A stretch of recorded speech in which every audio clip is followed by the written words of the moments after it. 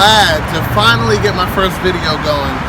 As you see in the intro, this is our first project, Project 1. And I do have a Project 2 you're going to see in the next video. But I want to get you started on what's already been done to this car, and then we'll go from there. There's going to be a lot of repairs done. There's going to be paint work, body work, you name it. It's going to get done. So let's start from the rear. Follow me.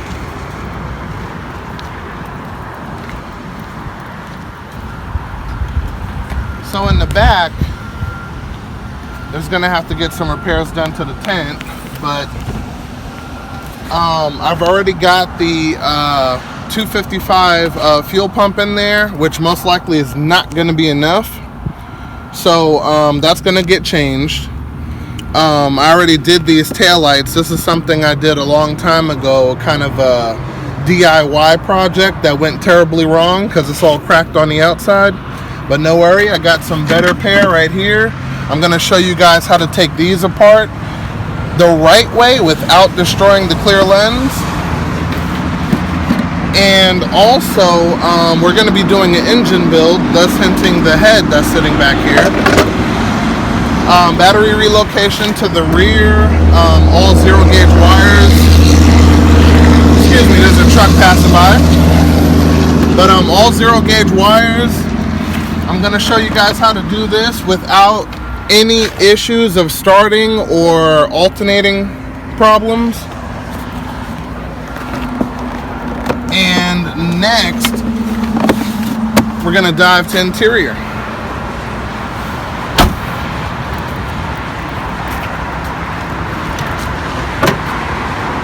So as you see, the seats have had it, which is not a big deal. I plan on getting these redone, but I do have another pair that are in way better condition. The steering wheel,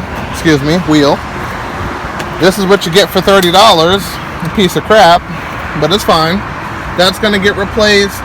Also, the shifter, the short shifter, that's something I supply, and it is available.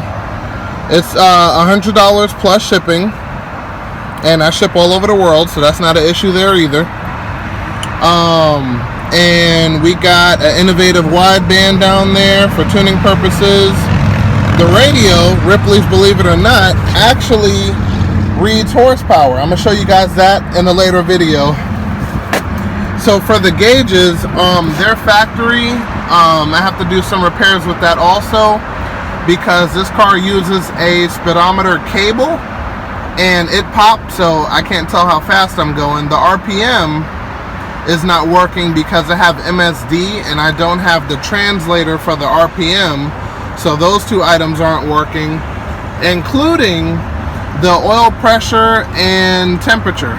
Those items just aren't connected, so there's a lot of work that has to be done that we're gonna get done. And then we're going to move under the hood.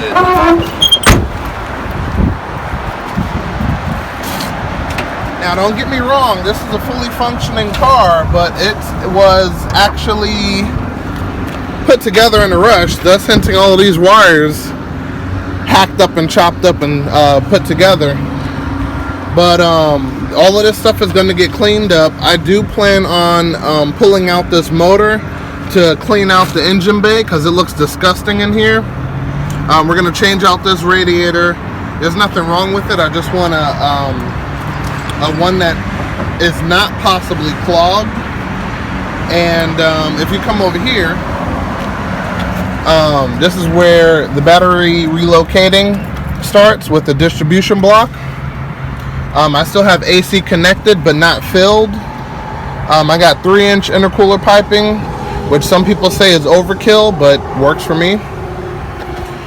We got multi-port. This has been modified. This is the Australian Mitsubishi Magna, which is a front-wheel drive unit. Throttle body is on the opposite side. All of the modifications, we're going to cover that. We're going to cover the ABS delete, which is pretty simple. This actually cost me about $7 to $8 to do, and you bend the line yourself. But I definitely recommend getting that steel braided. Looks better, performs better. and there won't be any kinks to mess anything up and start losing brake fluid. We're also going to get on suspension, camber plates, all of that stuff I do provide. I have kits ranging from 500 up to 700, and basically it goes 500 is adjustable height, 600 adds in camber plates, 700 adds in 24-way adjustable damper. This is the $600 set, so there's no knob up here for adjusting damper. So we're going to get into that. Also on this side of the engine, we got an oil filter relocation kit. I'm pretty sure a lot of you guys get tired of getting burnt. I know I did, so I relocated it. And some people had concerns about, you know, losing oil pressure and stuff like that, and, you know, so on and so forth, which is completely understandable. But this engine and this setup's been running like this for about 5 years and haven't had any oil pressure problems. So I think that myth is going to get debunked as soon as I break down the science. So this exhaust manifold, this is the first one I ever made. I wanted to try it out. It looks horrible, but at the time I was using a MIG, and it was a lot of grinding and welding, and you know, it came out, it worked, it never cracked because I started out with good material, and it's proven itself, so I'm not worried about that.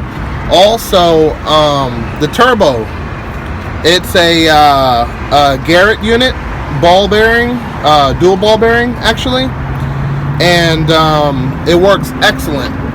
It's never smoked, never had oil in the face of the turbo or anything like that. It has anti-surge, so you can't destroy the turbo as easily.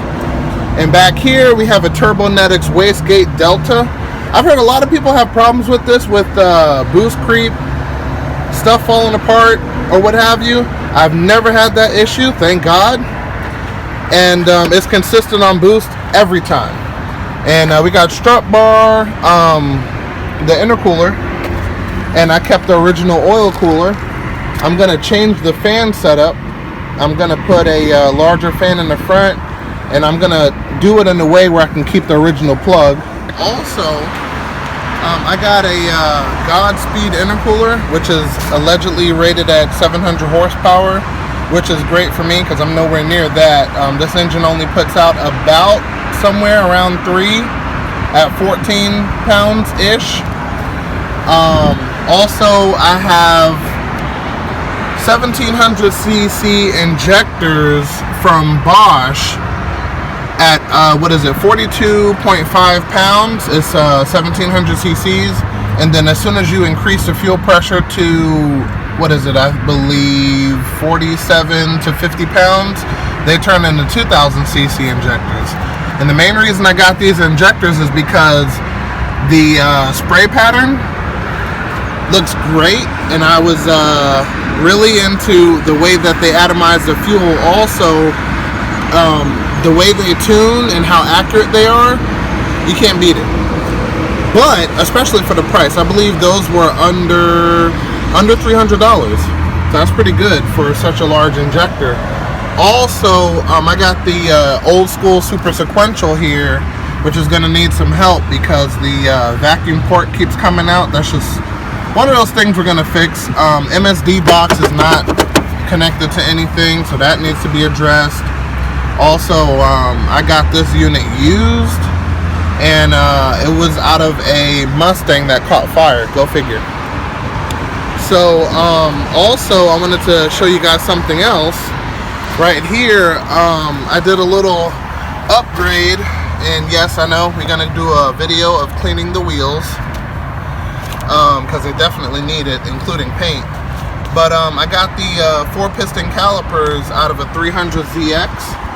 And I'm going to show you guys how to do this, and also how do you say, it's available, at least the adapter's available when you purchase the suspension. You just let me know that you want to do the conversion kit, and then I'll supply you with the adapter for your suspension.